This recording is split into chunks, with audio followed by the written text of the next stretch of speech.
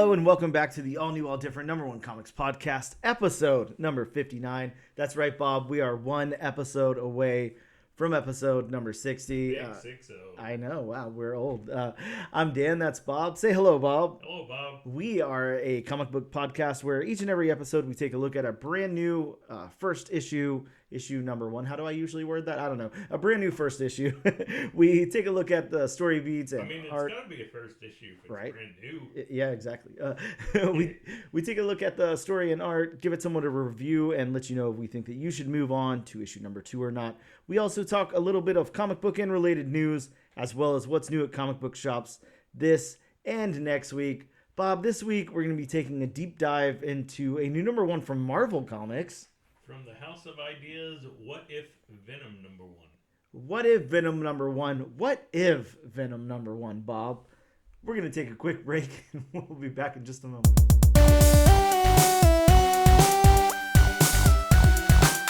Welcome back to the all-new, all-different number one comics podcast, episode number 59, Bob. It's not 60. No, what's wrong with you? We're not 60 yet. We're only 59. We don't round up. We round down. We're going to talk a little bit of comic book news. That's right, comic book news somewhat exists this week, so let's talk about it. Bob, okay. There is. Actually, I meant to show you an image before we started this, so I'm going to have you do a quick Google search before we really talk about it here. But I want you to look at Bill Skarsgard as the Crow. Oh, no, you don't need You've already done it on your own. No, it popped up on my Facebook feed. Amazing. So you have already seen this first image. So let's set the scene really quick. Of course, I don't know if you were a big fan of the Crow movie in the 90s. I like the Crow movie. Yeah, likewise. I like the Crow. I tried to read some Crow comics. Not really my thing. A little too 90s indie comic to me. But, I mean, I don't have any problem with it. It's just, not my thing. Now, this movie is scheduled to come out June 7th of this year. And like I said, we have Bill Skarsgard in that role as Eric Draven. Eric Draven. Okay, good. Eric Draven. I did actually just rewatch the movie pretty recently. Huh. I want to say maybe about a month ago or something. Much easier to comprehend than the Batman. Easier to see things on the screen, and it was a really dark movie. So I'm really impressed by that. A very dark movie. It was. So what are your thoughts on the Crow movie? Like you're a fan of the original Crow? Yeah, I'm a fan. I mean, it was definitely a product of the times. I'm not going to say it doesn't hold up nowadays, sure, but I mean, it just doesn't hold up as much, in my opinion. Nowadays. It's really funny because it's really tropey in parts. I like, and I'm not going to remember any of the characters' names here, but the little girl. The little skateboarding girl who's she's friends with Eric and all of that. I remember a few names from that movie, but not a whole lot. Yeah, there was I don't know, it had this really interesting vibe to it, and of course we had I don't know if this came out before the Spawn live action movie or after or around the same time. I feel like it was pretty close to around the same time. Yeah, really hard to tell, especially without that information. I think it was around the same time, yes. But it's just funny. It's really tropey, but it's still good. Like they did a good job with it. Brendan Lee did a really good job. He really did. Yeah, he really did. Really impressed with his performance. So sad that his life got cut short there, filming that movie and everything. So, are you excited for this reboot of The Crow? Or are you? I am, and I like Bill Skarsgard as an actor, so I'm very interested to see how his performance is. I'm not gonna lie though, I did look at the image on Facebook. It is him as Eric Draven. For some reason, I got this is just going by the look. For some reason, I got Jared Leto Joker vibes. Yeah. Well, that was my next question. Are we getting a Jared Leto Joker version of the Crow? Yeah, it's better acted. Yeah. Well, much better acted, but it's very interesting because there was so much backlash to that and everything and that look, and now they're kind of doing the same thing with the Crow. It's kind of weird, and also I think I get updating the character, Right. to reflect Right. the current times. It Right. makes sense and all of that. I don't have a problem necessarily with the character having tattoos or anything like that. I think that, if I'm not too sure. Just knowing what I know about the little tiny bit that I've read of Crow comics and then, watching that first movie and everything, it would seem that if Eric had any tattoos, they should be like very important to him. Yeah. He's kind of that kind of guy. And I'm not sure that some of those are. I mean, we have one that's like a face with like a nipple eye. That's an interesting tattoo. He's got, one over his eyebrow and all of this. I don't know. Again, it reflects more like modern times. I get it. I don't know why they ditched the long hair. I thought that was kind of weird. Yeah, I mean, that's not the biggest, design choice you can make in the movie. Yeah. But, I mean, seeing Eric Draven without long hair, that's the short hair was really weird. Odd. And we're in the middle of a 90s resurgence right now. Yeah. Kids, high school kids and stuff like that, are growing their hair long. They're doing that old 90s thing where they do like the undercut.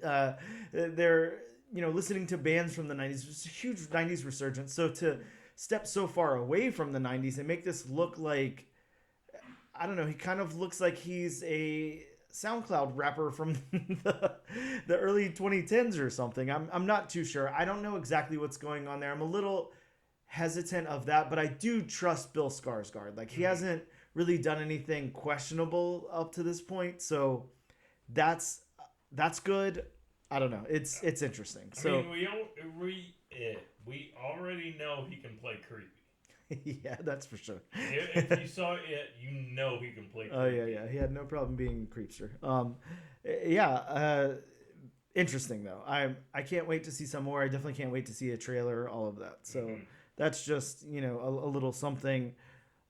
Bob, this is another small piece of news, but the actor who's going to be portraying Ben Grimm in the Fantastic Four movie was on a talk show or doing an interview or something, and he announced that, there's not going to be any practical suit. Like, this is going to be CG whenever the character transforms into the thing. So we're getting like an all CG thing. Yeah, you're at a loss for words. I got it. I don't know how I feel about an all CG thing. I think that there has to be. It's weird because you can do all CG very well at this point, but you've got to really, really work hard. Make sure you don't cut any corners. Whenever they're cutting corners on CG, you can really tell. Oh yeah, and it looks bad. Oh yeah, oh yeah. And just like anything in any movie, if you can't tell the difference between real or fake, then you're doing your job. Yes, exactly. Yeah, I think this is an interesting choice. No practical suit components or anything whatsoever. Just pure CG once he's transformed into the thing. So I'm guessing it's gonna be mocap.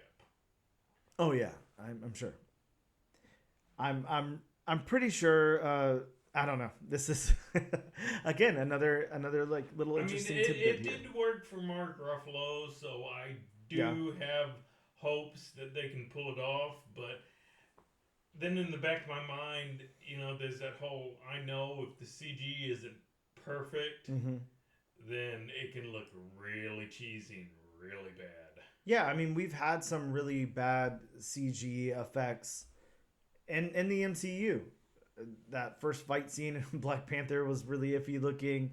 We have that now. I know it's been a while since Wolverine Origins, but there was some very questionable CG there. Yeah. So we'll see. But I mean, I think, look at Spider-Man or something, and he's a completely costumed character, but he's pretty much all CG. I don't think there's any practical involved in that whatsoever. So hopefully it'll be okay. I think the biggest problem is going to be the face. Having a CG face can be very questionable if they don't pull it off really, really well. So we'll have to see how that goes. Next up, I want to talk about some additional printings. We are getting second printings for Cemetery Kids Don't Die #1 from Oni Press. That came out, I believe, last week. Also from Image Comics, Six Fingers issue #1. From Marvel Comics, and both of these, coming out this week, We're getting a second printing for Spider-Punk Arms Race #1, as well as this book that we're talking about today, What If Venom #1, already going to a second press. Wow. Very, very cool. Ultimate Spider-Man #1 is going back for a fourth pressing. Ultimate Black Panther #1 is getting a third pressing. From Image, Skybound, Void Rivals. Bob, Void Rivals is going to its seventh printing. Void Rivals #1, seventh printing. Wow. Yeah, crazy. We're getting into Killing Joke territory now. Right? I don't know what they're going to do to differentiate these things. Issue #2 is getting a sixth printing. Issue #6 is getting a third printing. And Duke #1 has a third printing. And issue #2 is getting a second printing also. Wow. So some big printings there. And we're going to circle back around in the news to Transformers. So be on the, well, I know we weren't just talking Transformers, but, the Energon universe. So be on the lookout for that. A small little bit of news. The 1989 Marvel book Neuromancer is getting a 10-episode Apple TV show. Now, I know nothing about that. Yeah, I really don't know anything about it either. I just got an alert on Key Collector. That's really the only thing I know about it. Mm-hmm. It's a William Gibson novel, I guess graphic novel is what they mean to say here, but it's a 48-page. It's a 48-page adaptation of the William Gibson novel about a cyber-dominated future where humans live out their lives in virtual reality. Weird, right? Because so the Matrix. Yeah, or something. It seems I don't know. It seems really odd because don't you feel like all these virtual reality things took place like in the 80s and early 90s? Like, why are we seeing media really yeah, it seems like so old and tired at this point. Like we've seen so much of it. I really do. Even whenever were you a fan of Black Mirror? Did you watch any Black Mirror at all? Yes. Okay, so there was a Black Mirror episode there was a few that were based in virtual reality, but one that was like, I can't remember exactly what it was called or what was going on, but I think that basically people were dying and they ended up in this like virtual reality type world. They were like older and on their deathbed, and they were in virtual reality as like younger characters, like a cool like spring break resort type of thing or something. Even then, like it seemed tired. It seemed, to get a Black Mirror episode that seems like a little, I don't know, tired or whatever, because they always try to bring in that technology aspect, and it's like virtual reality. Come on, what are we, like Lawnmower Man? What's going on here? So really interesting. Yeah, really interesting that we're trying to do like a virtual reality thing right now. So hopefully this is good. I don't know. I think one of the things that I really don't like about virtual reality stuff is like that dark spin they have to put on it, because it's like, again, we've seen it so many times, and it's just, what are the implications? Yeah, and you want to talk about a trope. Yeah, exactly. Like, what else can really be said about this? Okay, we get it. It's weird. Whatever. That's a great noise. First appearance of the dogs barking, sneezing, coughing, whatever they're doing in this episode. Also, Bob, Amazon announced that they have optioned 3 of Brian Michael Bendis' comics that they're going to be turning into, I don't know, shows or movies or whatever they're doing with these. But that is Pearl, United States of Murder, Inc., and Jinx. I haven't read any of those. I don't know if you've read any. I honestly have not heard of any. I've heard of all of them, and I have all of the first issues of them, but I don't think I read any of them. Sorry to say. Also, last up in news, Bob, would you like to guess what the #1 as far as selling number of units comic book was for 2023? For 2023? Yes. As far as number of units? Yep, number of units sold. Now, are we talking about, multiple printings, or are we just talking about... No, just the first printings. Right? I could put the Jeopardy music in here underneath it. Then I guess they'd probably take down our episode on YouTube, though. I could do it myself, but I have perfect pitch, so it might... Is it from one of the big 2? No. Even harder? That does make it a little harder.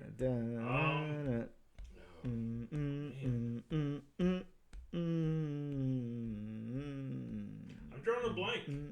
Transformers #1, Bob. Nice. The #1 selling single issue. You know, I should have guessed that, especially from the clue you gave me right? earlier. I said we'd circle around. Yeah. I didn't put 2 and 2 together. Yeah, so Daniel Warren Johnson's Transformers #1. Nice.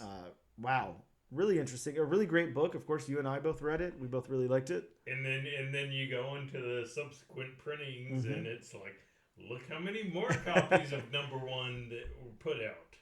Just really interesting to think in comic books, that's dominated by superheroes, and obviously the big two, that Transformers, not to say that Transformers isn't like a hero book. It is, but it's not your traditional superhero format. Exactly. So Transformers, that breaks out from a really big indie publisher, but still an indie publisher, and is not like a Batman or Spider-Man or Superman book, like something completely different can be the #1 comic book sold. Well, and I think one thing that fuels it is Transformers is just such a big brand. I mean, people who grew up on it, of course, like I've said on the podcast many times, I definitely grew up on it. I mean, I know there's a big Transformers following, and I'm not saying that's the reason why, and I'm not saying every Transformers fan is a comic book fan, but there's just such a big following that I'm sure you get a lot of people who are fans of cartoon, the toys, and all that, who were also buying comic books. Well, that was going to be my next question to you. Do you think that Transformers #1 brought in non-comic book fans to the comic book shop to pick up a copy? I do. I wouldn't be surprised if it happened. Yeah, likewise. Because, I mean, again, somebody, like me who, grew up on the toys and the cartoons and all that. Of course I was a comic book fan already, so, I was going to buy it nonetheless. But even if I wasn't a comic book fan and I saw, Transformers has a comic, or Transformers is having a comic coming out, okay, I'll pick it up. Yeah, it makes me wonder, what will happen whenever G.I. Joe is finally assembled and turned into a G.I. Joe #1. How the numbers will be for that. I wonder what the bigger franchise is. I don't know. If Transformers is bigger than G.I. Joe or vice versa. It'll be interesting to see what happens there. I think I mean, of course, we did have, huge blockbuster films with Transformers, though. So I guess that does kind of have an upper hand. But blockbuster films, yes. Good films. I didn't say they were good, but I mean, they generated some revenue. Probably not. They brought the robots in disguise to the zeitgeist of Except the general for the movie-going first audience. Film. That one was that was the good one. That one was the best one. It all went downhill from there. Ouch. Well, last but not least, and a little bit of sad news. Maybe not traditionally sad, but sad to me. The inevitable finally happened. I told you this off air. We've recorded, countless interviews at this point. We've done 59 episodes proper of this podcast. It finally happened. I did a creator interview. It was awesome. It was with Kirk Kim. We talked all about The Last Mermaid from Image Comics coming out, and I lost the interview. So I've done everything I can, and there's absolutely no way to retrieve it. I, of course, will be reaching out to Derek before this publishes, so he doesn't hear it on the podcast, and he hears it in an email. But hopefully look forward to, maybe us doing like a quick, a quick interview to get up on the podcast. We'll have to see if that can fit Derek's schedule or not, but that interview is lost. So this is an interview-less episode for the first time in a while. This will just be a regular episode. So. Well, and, I'll just say, mean, shit happens. It sure does. I mean, look at how many interviews we've done so far, and you know, that hasn't happened. So, I mean, unfortunately, now that it's happened once, the odds are likely it will happen again. As you know, as stuff like that happens all the time. Once it happened once, it'll probably happen again. Yep. But I mean, you know, inevitably it was going to happen. You know, luckily it happened a little bit early in our interviews. So hopefully it won't happen again. I mean, if it does, then unfortunately it does. Well, let me just say that, you know, everything that Derek said about the book, very, very cool. And talking with Derek was a really cool experience. The guys worked on, he was a character designer on the Adventure Time cartoon show. So a really, really cool animator and comic book writer, really, really all around cool guy who was really, really awesome to talk to. Again, hopefully I can have him back on to talk to you guys about this book or you know, any other project that he wants. But yeah, sadly that interview was lost. But I do ask you guys all to make sure that you pick up The Last Mermaid issue #1 from your local comic book shops. Make sure that you grab those. Make sure you ask your local comic book shop to put it on your pool and all of that. And I'm gonna get you that release date right now because I don't have it off the dome. But that's coming out. Yeah, see, this was perfect because that was coming out next Wednesday, so on March 6th. So it would have been great to have, you know, some press out there for the book. So yeah, I'm really sad we lost that. But yeah, make sure, you know, 100% you guys pick those up. Hit your local comic book shops up now. Let them know to add The Last Mermaid #1 to your pool, and yeah, check that out. So I'm so sorry we lost that, but we'll be back in just a moment. And we are back with episode number 59 of the All New, All Different #1 Comics podcast. Bob, let's talk about some books that dropped in comic book shops this very week. There might still be time to go grab a copy or whatever. We're recording this on Thursday, so a little bit later this week than normal, but you still might be able to find some of these at your local shops or online. From Dark Horse Comics, we got Avatar Frontiers of Pandora, issue #1, and this is a 6-issue miniseries. This is, I don't know, Solek's journey. I'm not sure how to say characters of Avatar, so this is a 6-issue miniseries based on Ubisoft's video game Avatar Frontiers of Pandora. So if you're an Avatar fan or a Ubisoft fan or a fan of blue alien creatures, pick this up. Next up from Marvel Comics, we got Avengers Twilight issue #3. This has been a really cool series so far. Of course, only 3 issues in. This one has the first appearance of James Stark in armor. That, of course, is Tony Stark's son, and he's taking over the Iron Man reins, the Iron Man suit. I don't know how you're supposed to say that, but I mean, this has been a really cool series. Like really cool, right? It's been. I don't know if I can say more superhero or more spy thriller. Yeah, yeah, exactly. Well, it's really good, and I think this is going to be a classic run. Like whenever it wraps up, I think that this is going to be a book that people are always, you know, going to talk about. This is going to be up there. So, and it doesn't hurt that it has these amazing covers as well. No. Next up from Marvel Comics, we got Giant Size Fantastic Four #1. This has the first appearance of Natlas, a forgotten king of Atlantis. Oh, okay. Yeah, exactly. So, yeah. Didn't really think too long on that name, did you? No, I don't think so. We, of course, have What If Venom #1, the book we're talking about today. It's a 5-issue limited series that reimagines the Venom symbiote's early days, bonding to different characters.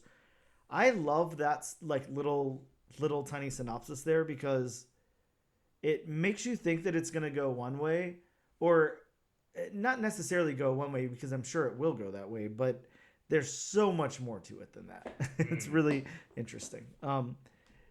Says here we got Invincible Iron Man 15. I think that's a misprint or something. I didn't see that in my shop this week at all. So I'm going to say that maybe we don't have that one this week, but it does have the debut of Mark 72, Mysterium Armor. So if that came out for you, pick it up. If it didn't, I don't know.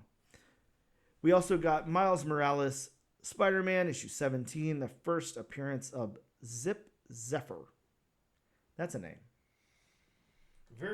Marvel loves their alliterative names, don't they? They sure as hell do. We got Power Girl, issue number 6 from DC Comics. This one's got a 1 in 25 variant cover by Dan Panosian that looks really, really cool. Maybe pick that up if you can still find a copy. Bob, from Titan Comics, Titan began printing Savage Sword of Conan. So we have an 80-page premiere issue with Conan and Solomon Kane. And it's got pinups inside, too. It's black and white. It's newsprint on the inside. Oh. It's a cool comic, but I will say, to all you publishers listening, I'm tired of the magazine style, sized books. Distilleries doing them for every single issue now. We just got one from, I don't know, it might have been... It wasn't Aftershock because I don't think they print books anymore. But I don't know. It might have been Mad Cave or something. But we just got Matt Kent just put one out like a couple of weeks ago. There's just too many. And there's nowhere to store them. I don't know. They just kind of suck. Why not just print it as a regular comic book? I don't understand what the benefit is. Maybe you can fit more on the page. I mean, I guess that's nice, but yeah, not worth it to me. I did pick it up though, so I've got a copy. The corner's dinged. I'm very upset. Whatever. For Marvel Comics, we got the second volume of Spider-Punk. This is Spider-Punk Arms Race #1, of course, written by Cody Ziegler. This is a 4-issue limited series. I started to read this last night, but I didn't finish. It's a little wordy, but it looks amazing inside. I'll definitely give it that, and it's action-packed. There's a lot going on. Really, really cool. The cover to this is amazing. Really fun comic. Again, I think you have to, if you're preparing to read this one, just know you got to sit down and read for a little bit. It's not going to be a quick, 5-minute read like some other comics. We got Star Wars Thrawn Alliances, issue number 2. Bob, did this actually drop this week? I'm not too sure. No. Yeah, I don't remember seeing that in shops either. So I think... There we go. That's a lie. It actually dropped a few weeks ago. Oh, okay. Yeah. Sorry, Key Collector a little off this week. And we have Women of Marvel, issue number 1, of course, volume 5. This is an anthology of stories. And yeah, it's starring the Women of Marvel, written by a whole bunch of people and illustrated by a whole bunch of people. So check that out. Erica Schultz is in there though. So, and Gail Simone, you're going to get your money's worth out of those two at the very least. So definitely check that out. Those are just some of the books that hit shops this week. Again, we're going to take a very quick break and we will return with our review of What If Venom number. Pick it up. And we are back. Bob, this is the all new, all different #1 Comics podcast.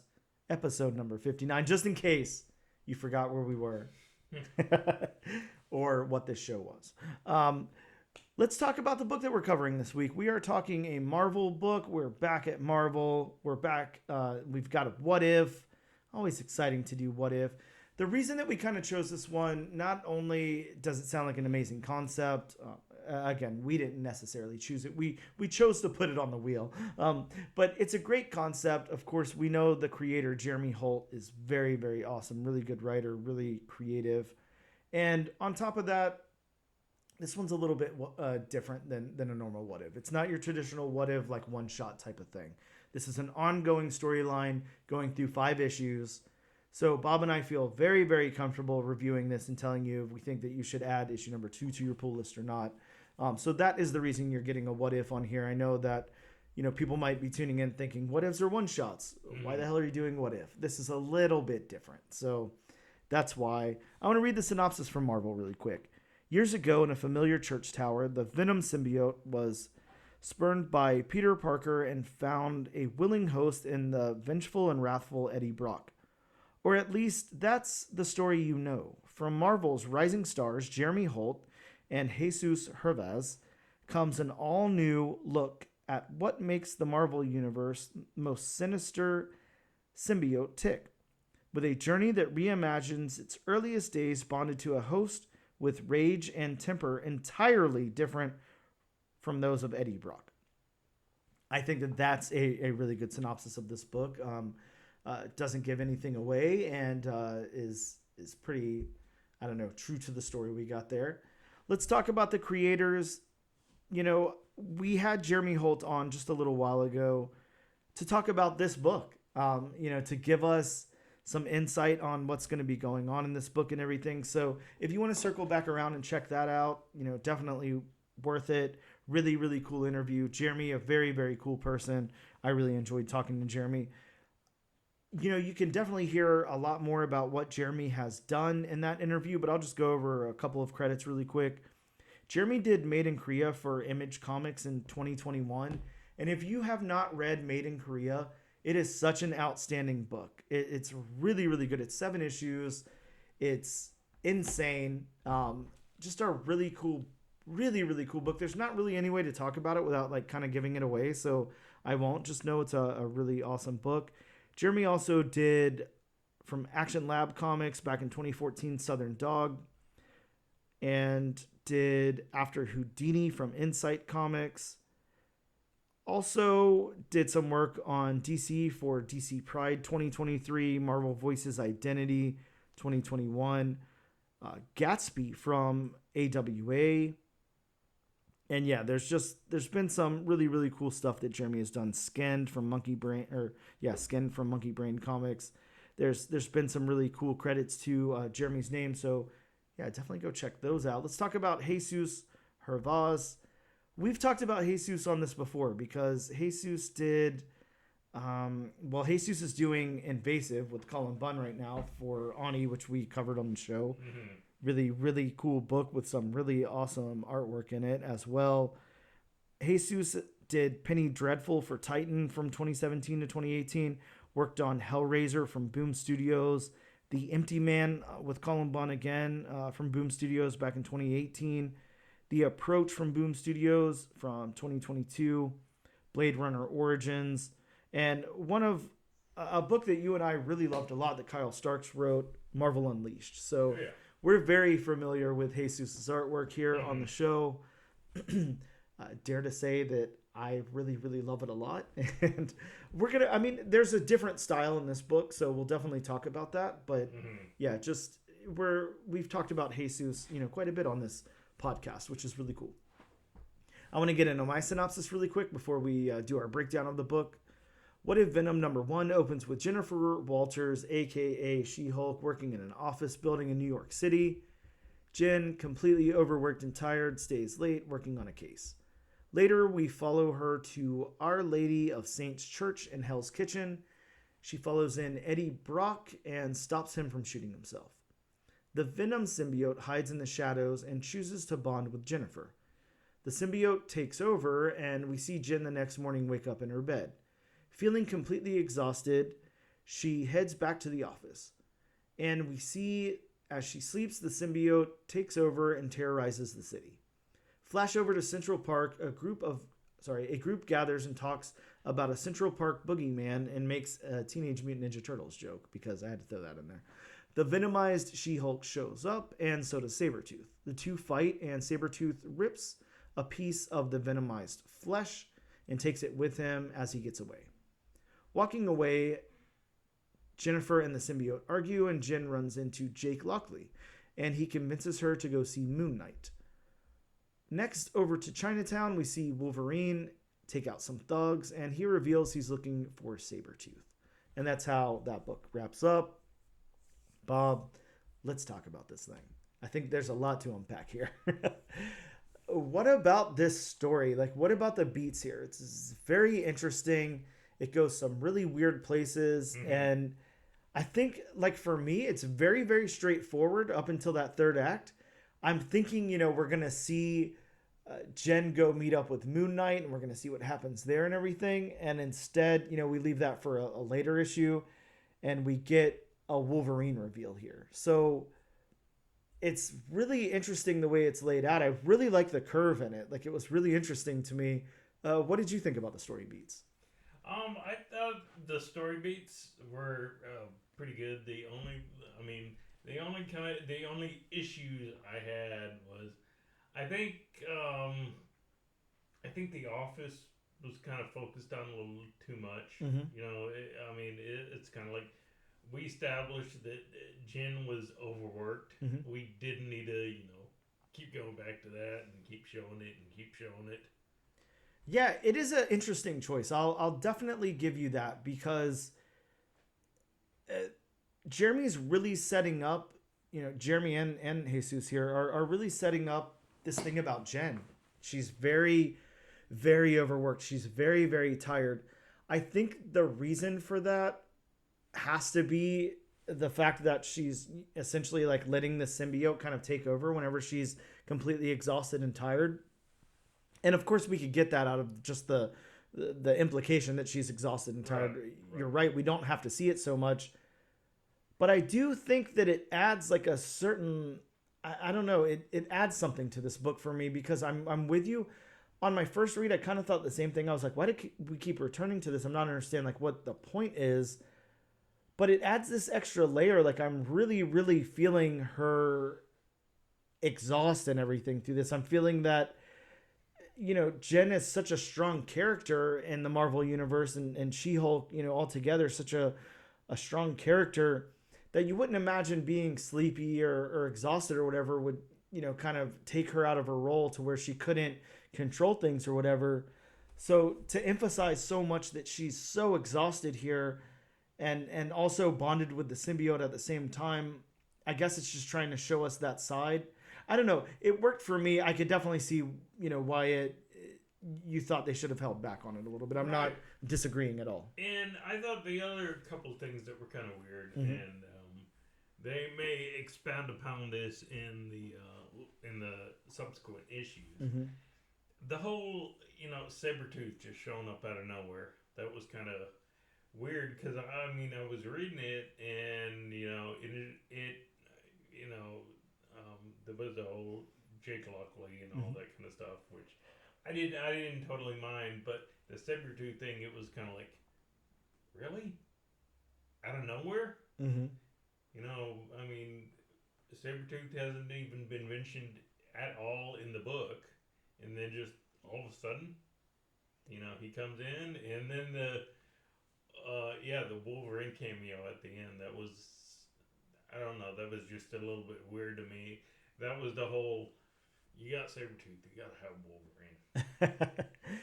I think, they're definitely setting up for, obviously, the symbiote to, in my opinion, what's going to be happening here, and, this is probably a spoiler for later issues, is that the symbiote's going to be introduced to different hosts throughout this, and he's going to see stronger, or it's going to see stronger hosts that it wants to attach to. So right now it's attached to, Jen Walters as She-Hulk, and then it's going to see Wolverine and want to, jump over to him and go on. So there is going to be, have to be some through line here where they, introduce these characters and they meet up and. Oh yeah, I'm sure. And I don't know if you saw the, because you actually have a variant cover mm-hmm. of the What If Venom, but and I'm sure you did, as you picked my book up since mm-hmm. I couldn't yesterday.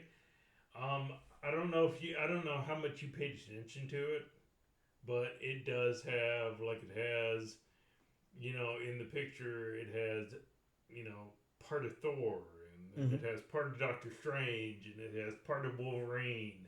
So, I'm pretty sure, all that is gonna play a part, the different heroes, blood samples from different heroes.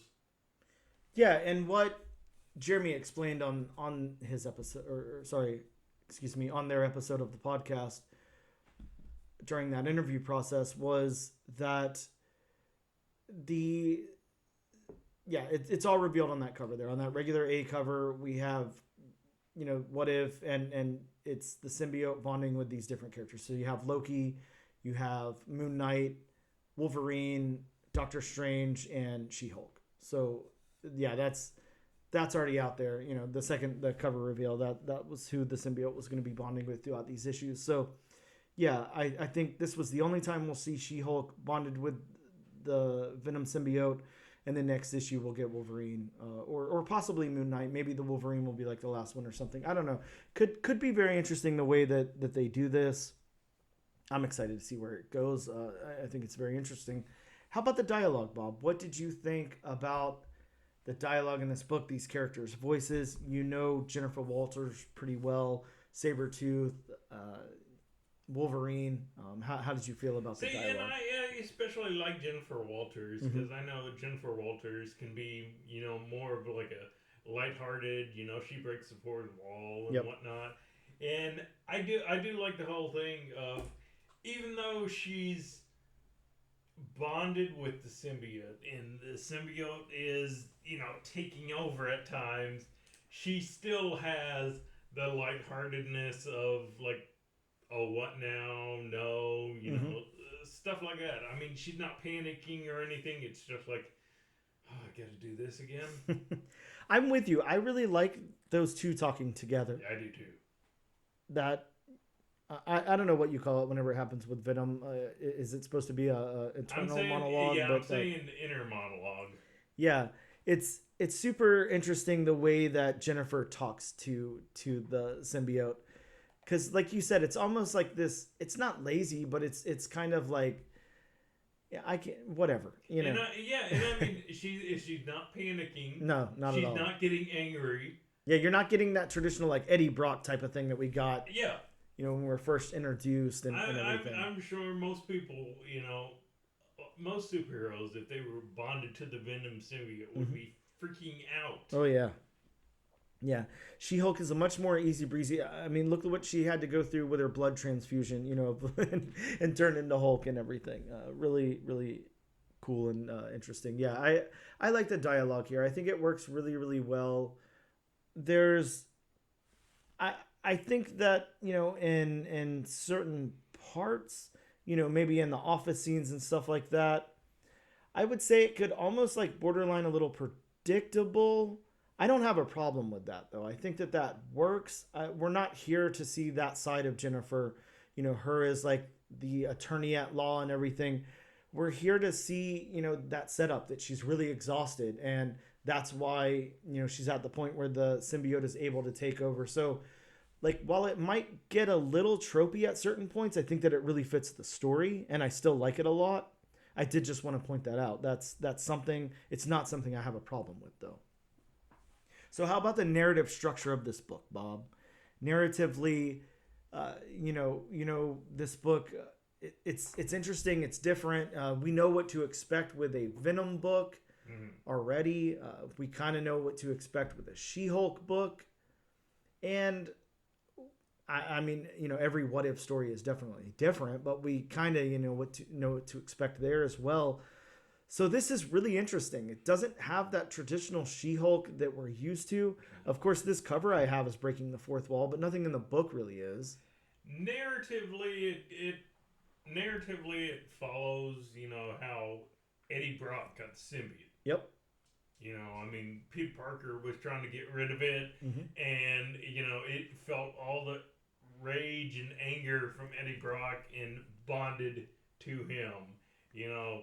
Whereas, you know, Eddie Brock's in the church trying to, you know, kill himself, and the Venom symbiote feels, you know, all the, you know, emotions and anger from just Jen being just worn out and nobody really appreciating her at work. So, you know, so narratively it kind of follows that same path. Yeah, I think this was one of the most interesting points of the book, is this narrative here is like you said, we're taking Jennifer kind of out of her normal role where, I mean, of course, you know, you read She-Hulk, you read the current run of She-Hulk, all, you know, She-Hulk in the past, even the, you know, Disney Plus show and stuff. There's different portrayals of She-Hulk, of course, of Jennifer. a lot of times that character is very jovial, breaking the fourth wall and stuff, but she's gone up against some real serious stuff as well. The last run was almost like a superhero romance, which was cool. There's some really cool stuff you can do with Jennifer, but not to say that I've never seen this overworked, like exhausted side of Jennifer, because we've even seen that in the show.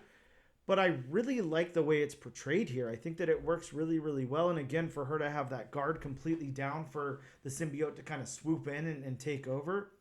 And I really like the implications. I like that, at least in my mind, that's why the symbiote's going to be jumping ship with Jennifer and then moving on to somebody else next issue. Is it just sees, these as like, all right, that's going to be a better bond for me. I'm going to be able to accomplish this, if I jump from here to here. I like that about the symbiote. I think that that's cool. I get why they didn't do that with, Eddie Brock in the first place, but, it took more time and bonded for a long time and all of that. But you would think if you were a symbiote from that planet and everything, and you came down to Earth with all these superheroes and stuff, why the hell wouldn't you want to bond with like the most powerful beings? This is true. Versus just a normal dude who's like kind of angry or whatever. Really interesting, though. I like the narrative a lot. How about the world building? We're familiar with all these worlds. They're fleshed out in different ways. But yeah, we're getting that Venom origin story with Eddie Brock and everything. And then it's turned on its head and goes to She-Hulk here. And we're in New York City, where this exists. And where, New York City is very fleshed out in Marvel Comics already. Mm-hmm. And it really kind of stays there for the whole issue. But, as far as like building this world of Venomized She-Hulk in this first issue, what did you think? I really have no opinion either one way or the other. I mean, I think it did its job. I think, you said it right. It takes place in New York. By now, we're definitely familiar with the different locales and the Marvel Universe, New York. Yeah, I think the world building definitely worked for me. They did a great job with it.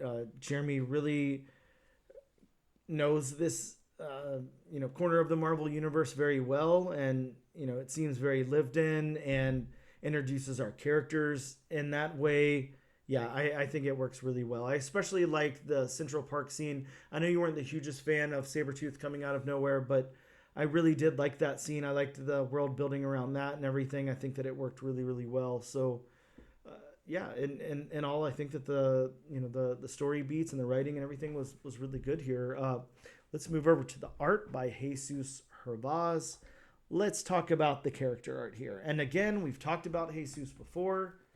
This is, I don't know. I mean, compared to anything else Jesus has done, I would not have picked this out of a lineup. I wouldn't know that Jesus did this. It doesn't look quite the same as Invasive. Definitely doesn't look quite the same as Marvel Unleashed. Just got a different spin. So what did you think about the characters in this book? Okay, as far as the characters, first off, I will say I love the design of She-Hulk Venom. Yeah, very cool. I do enjoy the design of that. I kind of wish the characters were a little, especially, facial-wise, a little more refined. Mm-hmm. Okay. If that makes sense. Just a little more detail-oriented. Okay. And I'm not going to disagree with you. I could see where, some of that isn't quite coming through. I think this is a very different style for Jesus. It's like a very painted look. It's definitely not what we're used to from Jesus's other projects.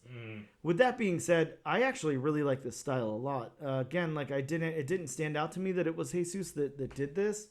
And, once I looked and saw that the credit was given to Jesus, I was like, this is actually really cool. It shows like a wide range of versatility for sure. And I like it. It's different. I'm looking at this splash right now. It's, very cartoony, something very different. Almost fits into a Saturday morning cartoon vibe to me. But I actually really, really like it a lot. And again, it's showing like a wide range of versatility Jesus for me, and yeah, I appreciate this a lot. So I really like the character art. When I opened the book and got to the first page there, and we're seeing Jennifer in the city, in her office building and everything, I thought this has such a weird 80s look and vibe and everything too. Yeah, it's very different. I was definitely thinking of when I first cracked open this book, I was definitely thinking, 1980s office building. Yeah, and of course it's, now, looking at it, New York City then, and of course this being then whenever Eddie Brock was first bonded with the symbiote, so, that's when we're taking place. Yeah, I think that the vibes fit perfectly with this character art. I think it's really cool. I like it a lot. I will definitely say that. How about the backgrounds, Bob? I think that this passes your background test to a T, but I'll let you be the judge of that. I mean, for the most part it does, but I just don't know. I was reading this book, and, it was kind of like, I was thinking to myself, do the backgrounds and art really fit this book? Mm-hmm. Was my only issue. And, I mean, we both said it. We both like Jesus' art. Yes, definitely. I mean, Invasive, I think it's a gorgeous book. Mm-hmm. But, for Invasive, the art is gorgeous. But it's kind of like, for this book, does this art fit this book? Does it fit the tone? And, one thing, and I said it for the character designs too, and I've got it open to that page where the group is standing around the fire. Mm-hmm. I would have liked to see a little more cleaned up detail on that. Mm-hmm. I mean, it just personally, and don't get me wrong, I mean, I think this art is very good, but just for some reason, it just didn't match the tone of the story to me. I could see certain elements of that. I think, going back to the backgrounds here, I almost feel like Jesus is kind of playing a little bit with like Marvel comic stereotypes from the relative time periods is kind of what I'm getting out of it. I like it a lot. I will say that. And again, maybe some of that is painted with the lens of that I like seeing Jesus's versatility, Mm-hmm. And seeing what Jesus is able to do, because like you said, going from Marvel Unleashed to Invasive to this, like they're all very, very different, showing off a wide range of capabilities and tones and everything there. But I do like the backgrounds. I feel like even though, some of them could possibly leave stuff to be desired, they're very fleshed out. There's a lot in there. They're packed. You're not seeing any solid color panels or anything like that. There's a lot of stuff going on in the background. Mm-hmm. And I personally like it. I like this stylistic choice that Jesus is going with on all of this. With that being said, I could see where it's not, the same level as maybe Marvel Unleashed or Invasive or some of the other stuff that we've seen Jesus do. Mm-hmm. But I think that, again, trying to relate it to those relative time periods throughout Marvel might be what Jesus is doing here. And that's kind of what I'm getting from it. So how about the locations? We're in New York. We have the office buildings. We have Central Park. We have, the church. I could go on and on, but we have all of these. Which, again, by now we're familiar. I mean, when it comes to New York City, pretty much every superhero, in Marvel is based in New York City. Mm-hmm. So there really is no part of the city that fans and readers don't know by now. Yeah, exactly. We should be able to say we visited New York without actually having to go there at this point. Exactly.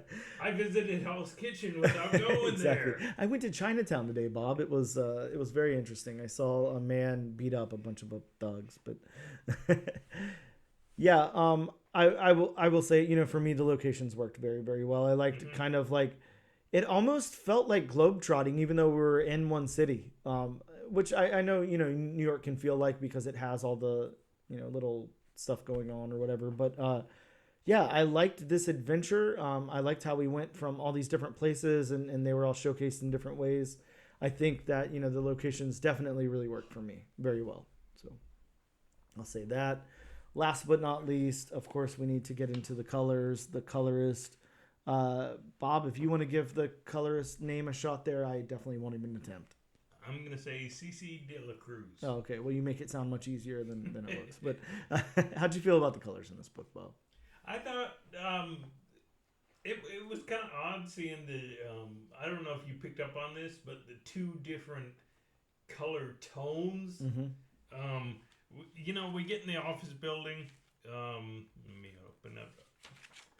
We get kind of more of a, I guess you would say, a muted tone. And, then we get outside the office building, and it almost seems like the colors brighten up a little. Yeah, they definitely do. Throughout this book, a lot of the stuff does that. Again, like I think that, relating it to the relative time periods and everything, the art changes. I think the colors change. Like a lot of stuff changes. It feels like almost like the creators are taking, paying homage to this time, to the relative time periods or whatever. Mm-hmm. But yeah, the colors were, I think, when I first looked at the book, I was not 100% sold on the colors. I think it was one thing that kind of stood out to me. Right. Has this really painterly look to it, and the colors just kind of almost seemed like they didn't mesh too well. Looking at it a second time and looking at it again and all of that, I really am enjoying the colors. I think that the palette's really nice. It works really well. It's a little bit unconventional, but I think I do want that darker muted tone for a Venom book, so I'm okay with that. Mm-hmm. It's just kind of weird to see She-Hulk in that color palette. It's very interesting. We're used to those very, very vibrant purples and greens. That vibrant radioactive green. Yeah, it's so weird that it's muted here. But yeah, it definitely works very, very well. I don't know. I personally like it. I think that it's a good choice. How about this, Bob? I think that, this will be interesting because we have some different thoughts on this book and everything. Is this enough to have you recommend issue number 2 to our readers? Our listeners. I would recommend it, but I don't think I'll recommend it to myself, if that makes any sense. Mm-hmm. Mm-hmm. It does. Not particularly for you, but you don't see anything necessarily wrong with the book. It's just not your cup of tea. No. Okay. Understood. Now, and I will say this, I usually try not to dig into reviews online and stuff, especially I don't want my view to be skewed at all of the book before we go into it or anything, but I did just kind of want to know what people were saying online. And, we use Comic Geek, League of Comic Geeks. We like to use that app to look at books that are coming out and stuff.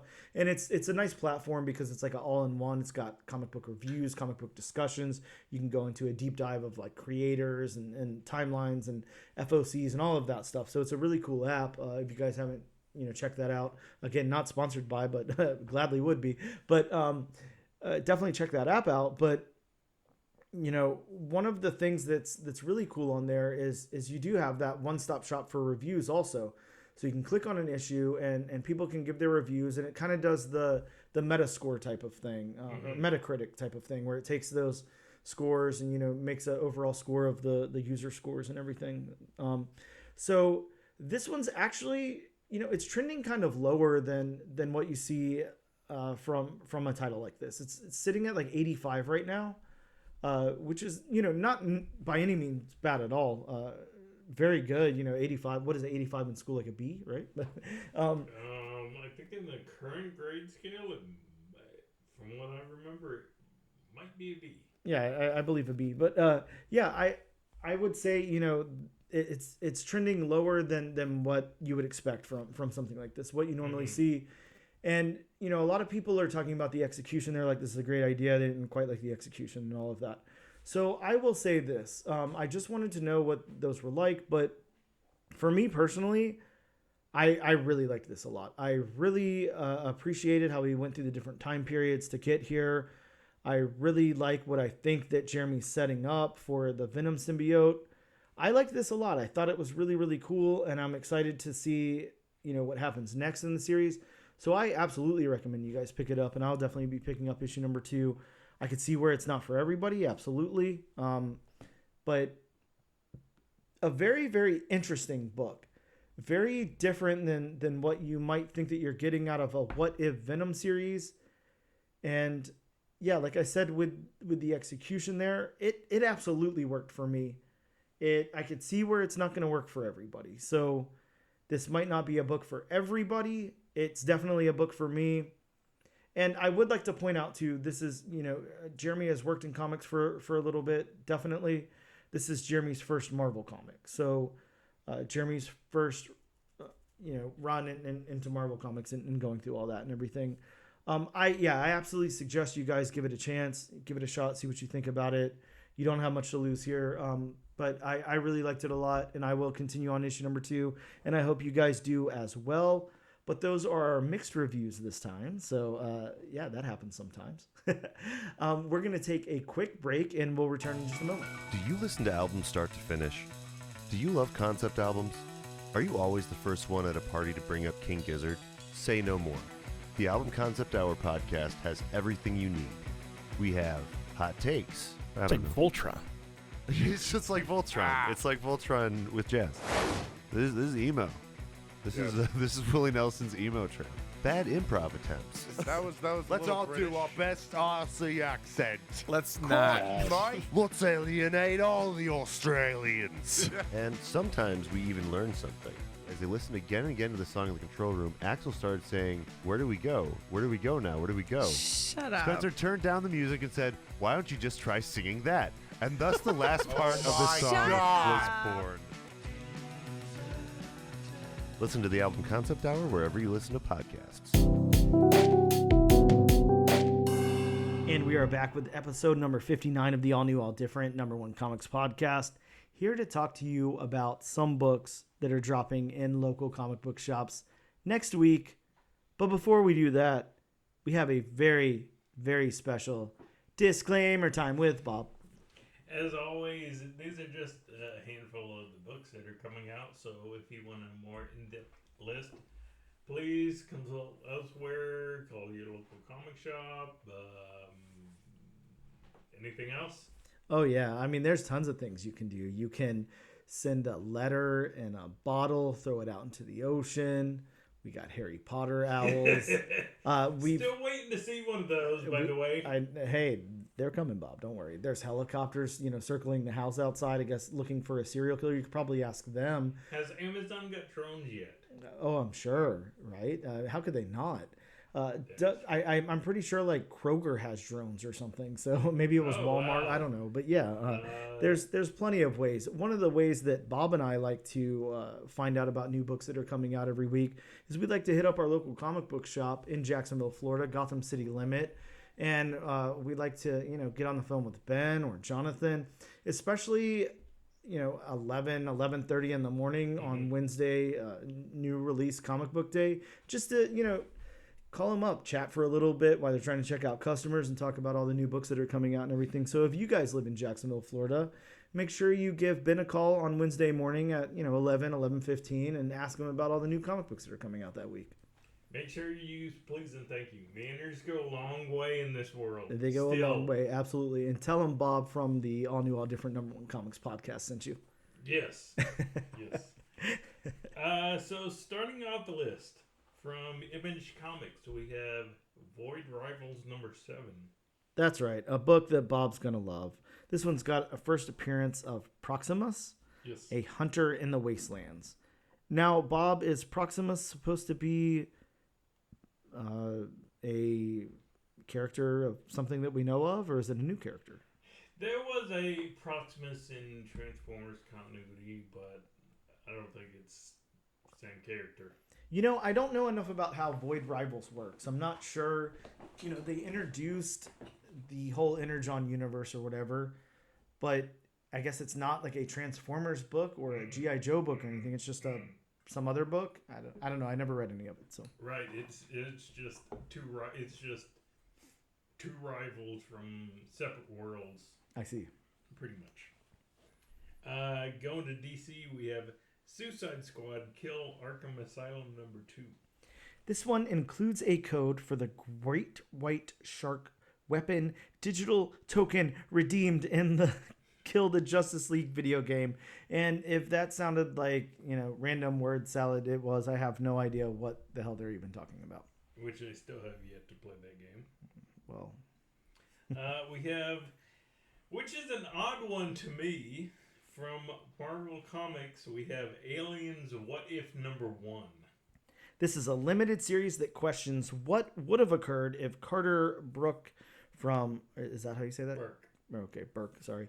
From Aliens survived the events of Hadley's Hope, co-written by Paul Reiser, the actor who portrayed Burke. That is kind of an interesting nugget, and one I did not know about, that Paul Reiser is actually co-writing on the comic for the character that Paul Reiser portrayed in Aliens. Right, pretty interesting. It's just like Amy Jo Johnson co-writing on that Mighty Morphin Power Rangers book, Or Amon Vellani co-writing on Miss Marvel. Yeah, very cool. Very, very fun time in comics. That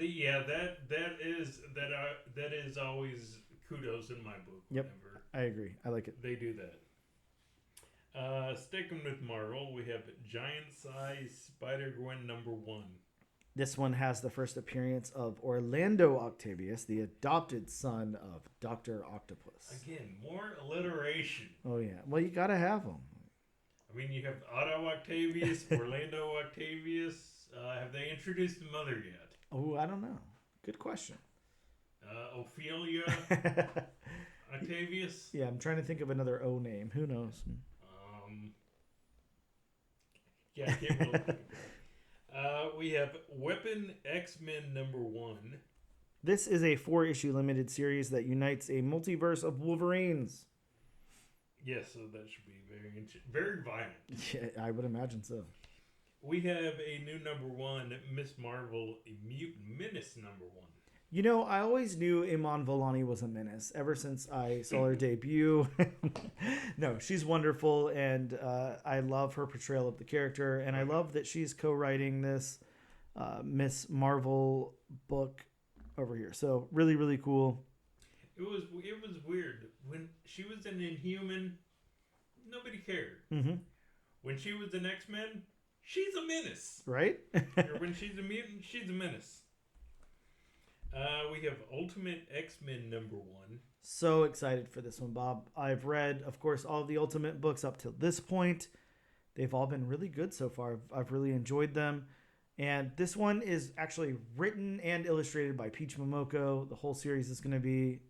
And yeah, it's got the first full appearance of May Storm. I'm pretty sure this is going to be your hot book of the week, just as the last 2 Ultimate books have been. So you might want to go ahead and hit up your local comic book shop now and tell them to reserve you a copy. Because if you think you're just walking in and grabbing one, everybody before you is going to walk in and grab 5. So yeah, the return of the Ultimate Universe has been very hot. So very. And finally, from DC Comics, we have Batman First Night #1. And let me get back on my soapbox about magazine-sized books. This sounds great. This sounds fun. It's revisiting the early days of Batman in 1939. I think, everybody loves Batman, and everybody wants to see Batman's origins revisited again and again and again, endlessly, day after day. And I get that. And I'm fine with that. And it sounds cool. I actually want to read it as well. I'm really tired of the magazine style. Like, there's nowhere to put it. It sucks. You have to get a whole new box for it. I don't... Who wants these? Stop doing them. Please. Please stop doing them. Yeah, just real quick, when our local comic shop, Gotham City Limits, had their Last Ronin exclusive cover, and I mean, it's kind of like he didn't have a bag for it because those are different kind of bags, and it's kind of like. It's kind of like they won't fit in my comic box. They're too tall and a little too wide. So Yeah, I can't say I blame you on those magazine size. Yeah, I mean, there's nothing wrong with just printing a normal comic book. I see no problem with that. But right, where again, more words on the page. Yeah, but who are we? So there's that. Excuse me, have to yawn there. I have to yawn at the magazine-sized comic books. It's so boring to me, so it makes me tired. I mean that was an appropriate spot to yawn. I agree.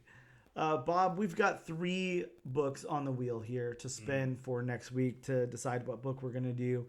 And of course, as always, this wheel is brought to you by the lovely wheelofnames.com. No sponsorship, might I add, as usual. One day we'll turn that around, and Wheel of Names will come begging to be a sponsor on the show. But until then, we will actively sponsor them for no charge whatsoever. So 3 books on the wheel here. We have The Last Mermaid. Again, such a tragedy that I lost that interview. I'm so sad about it. Yeah. I'm kind of rooting for The Last Mermaid here. I'm not going to lie. I want to cover it. I want it to be amazing because I just want to say, Derek, I'm so sorry I lost your interview. But in all fairness, we also have Weapon X-Men #1 and Golgotha Motor Mountain #1 on the wheel as well. I think I said that name correct. I don't know. You can correct me if I did. Golgotha. If it's anything like the big biblical city, Golgotha. Okay. Golgotha Motor Mountain #1, which is written by Lonnie Nadler, who did The Sickness, who of course you and I interviewed a while back.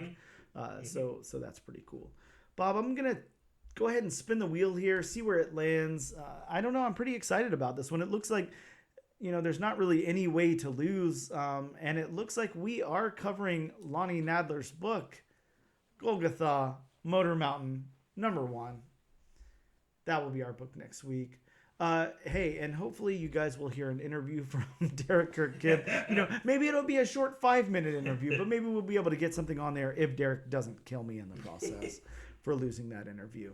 If I'm doing this solo next week, you know what happened. Yeah, sadly, you do. But that about wraps us up, Bob. I want to say thank you guys so much for joining us today. Thank you for listening to the podcast. Of course, you can check us out on the internet, where we post, pictures and memes and silly things on Instagram at ANAD_1 Comics Podcast, on X at ANADNO Comic Pod, on TikTok at ANADNO, let me try that again. On TikTok at ANAD1 Comics Pod, and on YouTube under the Comic Book Channel. This and every single week, we really are trying to give you guys a free copy of a comic book. All you have to do is use the hashtag AllNewAllDifferentNation on a post, social media of your choice, to be entered in our giveaway. Use that hashtag AllNewAllDifferentNation. And thank you guys so much for tuning in. We'll see you next time.